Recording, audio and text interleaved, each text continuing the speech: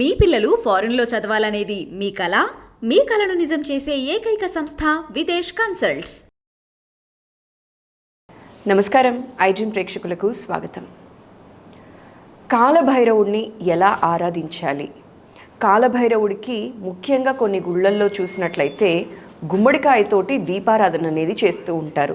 ఇది చేయటానికి గల కారణం ఏంటి, ఈ విశిష్టత ఏంటి, విధి విధానాలు ఏంటి అన్నీ కూడా ఇవాళ మనం తెలుసుకుందాం. అయితే ఈరోజు మన స్టూడియోలో మనతో పాటు ఉన్నారు ప్రముఖ ఆధ్యాత్మికవేత్త, జ్యోతిష్య, వాస్తు పండితులు బ్రహ్మశ్రీ నానాజీ పట్నాయక్ గారు. వీరితో మాట్లాడి తెలుసుకుందాం. నమస్కారం గురుజీ. శ్రీమాత్రే నమః. గురుజీ, కాలభైరవుడిని టైం బాగాలేని వాళ్ళు కానీ, ఏది ముట్టుకున్నా కూడా మాకు ఈ పని ముందుకు నడవట్లేదు అనేవాళ్ళు కానీ కాలభైరవుడిని ఆరాధిస్తే ఆ సమస్య నుంచి బయటపడతాము అని అంటారు కదండి. సో కాలభైరవుడిని ఆరాధించే విధానం గురించి అండ్ అలానే కొన్ని గుళ్ళల్లో చూసినట్లయితే ఈ బూడిద గుమ్మడికాయతో దీపారాధన చేస్తూ ఉన్నారండి. అసలు ఇది ఎలా చేస్తారు, ఈ విధి విధానాలు ఏంటి, అష్టములకి పూజించే విధానం ఏంటి అనేది మా ప్రేక్షకులకి వివరంగా చెప్తారా అండి? తప్పకుండా అమ్మా. ఇప్పుడు బూడిద గుమ్మడికాయతో ఎందుకు చేస్తారు, వేరే పదార్థంతో చేయొచ్చు కదా అంటే, కాలము, కాలభైరవుడు, కాల శబ్దానికి మనకి కొన్ని పదార్థాలు చెప్పబడ్డాయి. అందులో కాలానికి జ్యోతిషాస్త్రరీత్యా రాహు కారకుడు కూడా అవుతాడు. ఓకే. రాహు కాలానికి, కేతువు మోక్షానికి కారకుడు. కాలాన్ని సూచించేటువంటి గ్రహాలు 4. ఒకటి సూర్య భగవానుడు, చంద్రుడు. సూర్యచంద్రుల యొక్క స్థితిగతులను బట్టి మనం తిథి చెప్తుంటాం. ఈరోజు అమావాస్య, 2 కలిసి ఉంటే అమావాస్య అని, 1/7 యాక్సెస్లో ఉంటే పౌర్ణమి అని, అన్ని తిథులు మనం చెప్తూ ఉంటాం. పంచమి, షష్ఠి, సప్తమి ఇలా చెప్తూ ఉంటాం. అందులో ఈ రాహు కూడా కాలానికి కారకుడు. అంటే మా ఆశ, కోరిక ఈజ్ రాహు, మోక్షం ఈజ్ కేతు. ఈ కాల శబ్దానికి ఎలా అయితే రాహు కారకుడు అవుతాడో, అదేవిధంగా కాల భైరవుడు అంటే మనకి ఏదైనా మీరు ఇందాక అన్నట్టుగా నాకు టైం బాగోలేదు అని అనుకునేటువంటి వారు ఈ కాలభైరవ అష్టకం కనుక చేసుకున్నట్లయితే, కొంతమంది చూడండి మనం ఏం చేసినా సరే ఇబ్బంది వస్తుందండి, అబ్బా ఏది ముట్టుకున్నా ఇబ్బంది అవుతుందండి అనేటువంటి వారు కాలభైరవ అష్టకం చదువుకోవాలి. ఓకే. ప్రతిరోజు 2 పూటలు చదువుకుంటే ఇంకా మంచి ఫలితం వస్తుంది. అయితే ఇక్కడ గుమ్మడికాయకి ఎందుకు చేస్తారంటే, గుమ్మడికాయ is equal to Rahu. Okay. Rahu సంబంధించినటువంటిదంతా గుమ్మడికాయ. అందుకే మీరు చూడండి, ఇప్పుడు ఎవరికైనా కూడా ఇండైజెషన్ ప్రాబ్లమ్స్ ఉన్నాయనుకోండి, వాళ్ళకి పంచమ స్థానంలో రాహు ఉండడం లేదా 6వ స్థానంలో రాహు ఉంటాడు వాళ్ళకి జన్మజాతకంలో. మీకు ఎవరికైనా ఇండైజెషన్ ప్రాబ్లం ఉన్నప్పుడు ఏం చేస్తారు అంటే, ఓం కూష్మాండాయ నమః అనే మంత్రం చేసుకుంటూ, కూష్మాండముకి, గుమ్మడికాయ అంటే కూష్మాండం, కూష్మాండ రసం తాగమంటారు. మీరు గమనించండి, ఎవరికైనా డైజెషన్ ప్రాబ్లమ్స్ ఉన్నాయనుకోండి, కూష్మాండ రసం తాగండి అంటారు. సైంటిఫికల్గా తీసుకోవడం వల్ల బాడీ చలువ చేస్తుంది అని. అలాగే కూష్మాండ అమ్మవారు అంటే సూర్యభగవానుల్లో అన్ని రకాల దేవతా స్వరూపాలు ఉన్నాయి, కానీ కూష్మాండ అమ్మవారు అనేటువంటిది మనకి నవరాత్రుల్లో కూష్మాండాదేవి అని ఒక దేవతా స్వరూపం ఉంటుంది. ఆ దేవతా స్వరూపం పూజ చేసేటప్పుడు గుమ్మడికాయ నైవేద్యంగా మన సూర్యభగవానుడికి పెట్టి ఓం కూష్మాండాయ నమః అని నామస్మరణ చేసి ఆ జ్యూస్ చేసుకొని తాగండి అంటారు, అనారోగ్య సమస్యలు పోతాయని. ఓకే. అయితే ఈ గుమ్మడికాయ అనేటువంటి దీపం పెట్టడం వల్ల ఏమవుతుంది అంటే, కాలస్వరూపుడు రాహు కదా, కాలానికి, ఆశకి, కోరికకి, సమయానికి రాహుగా తీసుకుంటాం కాబట్టి, ఈ రాహువు యొక్క అనుగ్రహం కనుక కలిగితే ఆకస్మికమైన సంఘటనలకు కూడా రాహువు, కుజుడు కారకులు.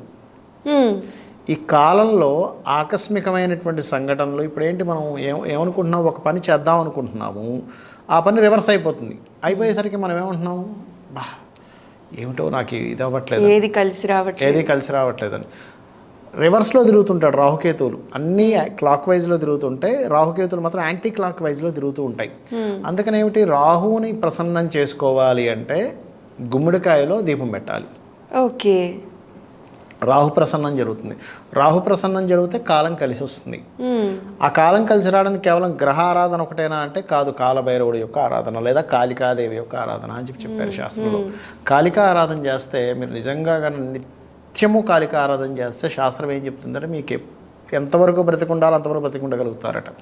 దీనికి మనకి లింగస్వామి, త్రైలింగస్వామి అని మీరు వినే ఉంటారు అతని పేరు. అతను 300 సంవత్సరాలు బ్రతికాడమ్మా, 300 years కాళికాదేవి కాళికా ఉపాసన చేసుకొని. కాళికా ఉపాసన అంత గొప్పది. అలాగే మనకి చాలామంది సిద్ధులు, మునులు 500 సంవత్సరాలు, 1000 సంవత్సరాలు, 1500 సంవత్సరాలు బ్రతికిన వారు కూడా ఉన్నారు ఇప్పటికీ కూడా హిమాలయాల్లో. అంటే ఏమిటి, కాలాన్ని జయించడం జరుగుతుంది. కాలభైరవుడి అష్టకం చదివిన, కాలభైరవ సంబంధించినటువంటి పూజాది సంబంధించిన కార్యక్రమాలు చేసిన. ఓకే, అయితే ఈ కాలభైరవ ఆరాధన చేసేవాళ్ళు ఎటువంటి నియమాలు పాటించాలి అంటే ఒకటి గుర్తుపెట్టుకోండి. ముఖ్యంగా కాలభైరవ ఆరాధనలో మీకు వీధి కుక్కలు కానీ ఉంటాయి చూసారా, వాడికి ఆహారం వేస్తుండాలి ప్రధానంగా.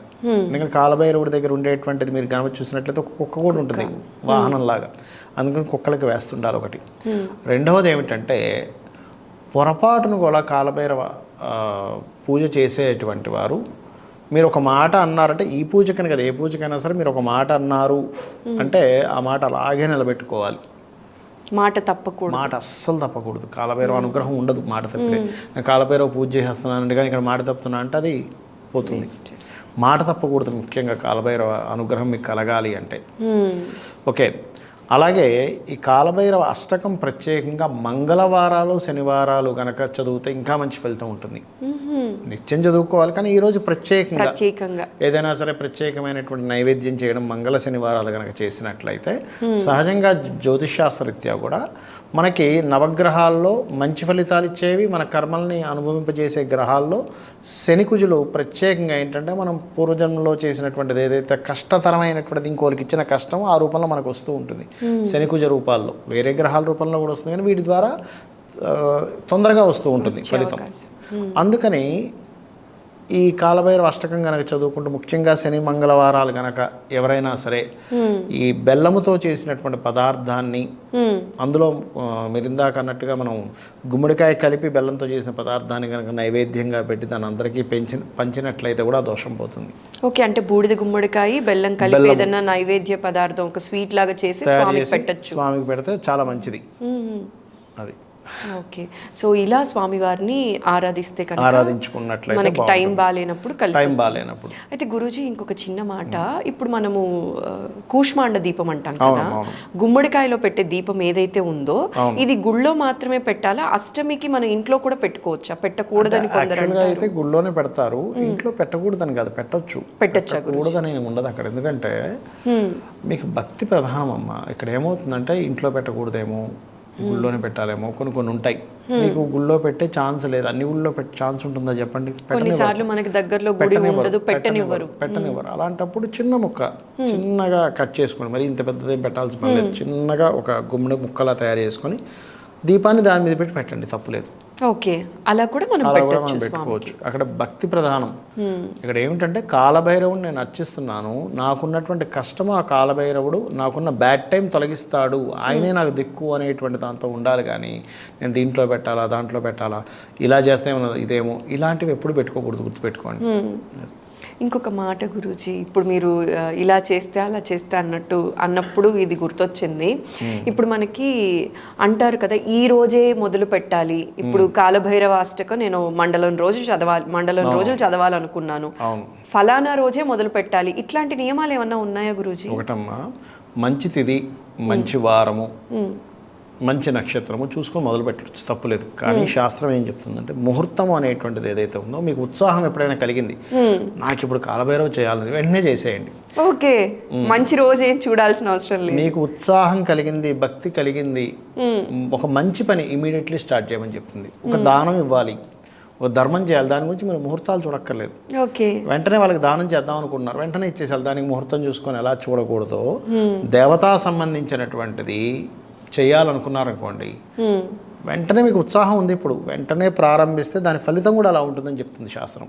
ఓకే, చాలా విషయాలు ఏం చేస్తారు, సరే చేద్దామా, నెక్స్ట్ వీక్ నుంచి స్టార్ట్ చేద్దాం, ఏకాదశి ఉంది కదా, అప్పుడు మర్చిపోవడమా, ఇంకోటి ఏదో వస్తారు, రేపు అయిపోయింది కదా, మళ్ళీ ఇంకొక 2 weeks తర్వాత అప్పుడు చేద్దాం, ఇప్పుడు మనకి ఈ మధ్య అంతా బిజీ, ఇంకా అది ఫలించదు.